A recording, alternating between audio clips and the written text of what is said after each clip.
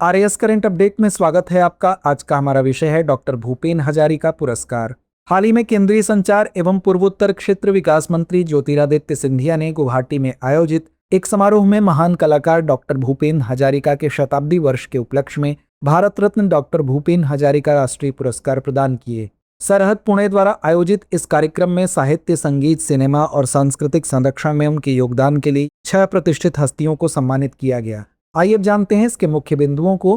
प्राप्तकर्ताओं में येशे दोरजी थोंगजी अरुणाचल प्रदेश, लेशराम मेमा मणिपुर, रजनी बसुमतारी असम, एलआर सेलो मिजोरम, डॉक्टर सूरज्या कांता हजारिका असम और प्रोफेसर डेविड आर सीएम लीह मेघालय शामिल हैं। ये पुरस्कार प्राप्तकर्ता पूर्वोत्तर भारत की सांस्कृतिक विविधता और बौद्धिक जीवंतता का प्रतीक हैं। उन्होंने साहित्य, सिनेमा, भाषा संरक्षण और शैक्षिक अनुसंधान जैसे महत्वपूर्ण क्षेत्रों में अपने योगदान से क्षेत्र की पहचान को नया आयाम दिया है। आइए जानते हैं भूपेन हजारिका के विषय में। भूपेन हजारिका को एक महान गायक, गीतकार, संगीतकार, कवि और फिल्मकार के रूप में जाना जाता है। इनका जन्म वर्ष 1926 में असम के तिनसुकिया जिले के छोटे शहर सादिया में हुआ था। वर्ष 1942 में गुवाहाटी से अपनी प्रारंभिक शिक्षा पूरी करने के बाद भूपेन हजारिका वाराणसी चले गए और बनारस हिंदू विश्वविद्यालय के स्नातक पाठ्यक्रम में दाखिला लिया।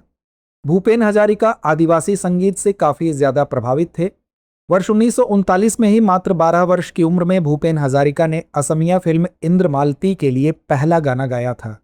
भूपेन हजारिका केवल असमिया संगीत तक सीमित नहीं थे, बल्कि उन्होंने कई बंगाली और हिंदी फिल्मों के लिए भी रचना, लेखन और गायन का कार्य किया। भूपेन हजारिका को वर्ष 1976 में सर्वश्रेष्ठ संगीत निर्देशक के राष्ट्रीय पुरस्कार से सम्मानित किया गया, जबकि उन्हें वर्ष 1977 में पद्मश्री, वर्ष 1987 में संगीत नाटक अकादमी पुरस्कार से सम्मानित किया गया। उन्होंने वर्ष 1999 से 2004 तक संगीत नाटक अकादमी के अध्यक्ष के तौर पर भी कार्य किया। भूपेन हजारिका को वर्ष 2019 में भारत रत्न से भी सम्मानित किया गया था। तो आइए अंत में नोट करते हैं आज का अभ्यास प्रश्न। भूपेन हजारिका के संदर्भ में निम्नलिखित कथनों पर विचार कीजिए। पहला, इन्हें एक महान गायक, गीतकार, संगीतकार, कवि और फिल्मकार के रूप में जाना जाता है। दूसरा, वर्ष 1939 में ही मात्र 12 वर्ष की उम्र में भूपेन हजारिका ने असमिया फिल्म इंद्रमालती के लिए पहला गाना गाया था।